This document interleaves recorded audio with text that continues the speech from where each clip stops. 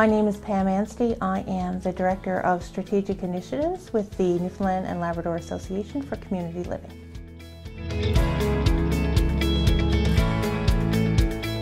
We work with and on behalf of the 15,000 people with an intellectual disability in Newfoundland and Labrador, as well as their families and communities. We advocate for people to live as full participants in their community and believe in equality, inclusion, and independence.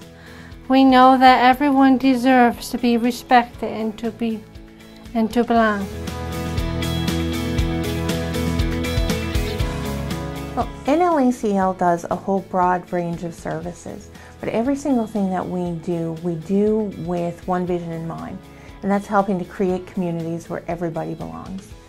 And one of the main things we do that is through family-led and family-inspired programs. So we're working right now on developing a family resource network so that no family with a person with an intellectual disability ever has to feel alone or isolated in their own community, because there'll be somebody there to support them. We are very focused on a very new program that we've started recently, which is Ready, Willing, and Able, working with employers to help encourage them to hire persons with intellectual disabilities.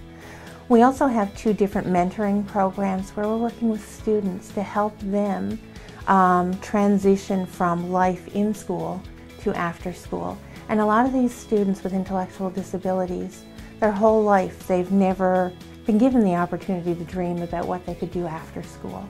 So that's what we want to do, is inspire that. And one of the big pieces that we work on these days is future planning, because so many times we hear from families who are saying, I don't know what's going to happen to my child after I can no longer take care of them.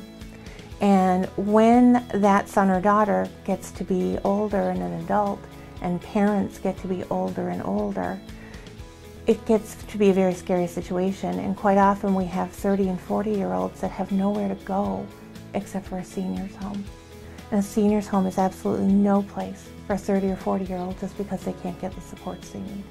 So what we're doing is working with families to make sure they have a really good, solid plan for their son or daughter's future, to be able to make sure that after the parents can no longer care for them, that they have a really independent and really supported future ahead of them. So we want to make sure that people are planning for their future instead of fearing it. Until about 30 years ago, if a family had a son or daughter with an intellectual disability and required supports, it often meant being referred for admission to an institution in St. John's. As a result, people with an intellectual disability often became isolated from their family and community. Family members were sometimes lucky to see each other once or twice a year. Other families went for years before seeing each other. Some people went most of their lives without the opportunity to be a part of their family. When I was about 10 years old, my mom had me placed in an institution for children. I thought I was only going to be there for a month or two. And it ended up there for 6 years.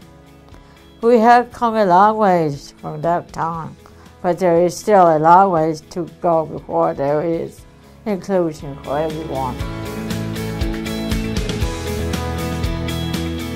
Next year is our 60th anniversary. We will be hosting a family conference to bring families together to learn how to make the best presents and their families' best future for their sons or daughters. The money from 100 men who give a damn would enable the Association for Community Living to do just that. It will allow us the opportunity to offer families the resources and supports they need so that they can be the best advocate for themselves. Families will get the chance to learn from both professionals and each other, and to feel empowered to make the best choices for them in order to reduce poverty and to fight for the inclusion of their sons or daughters.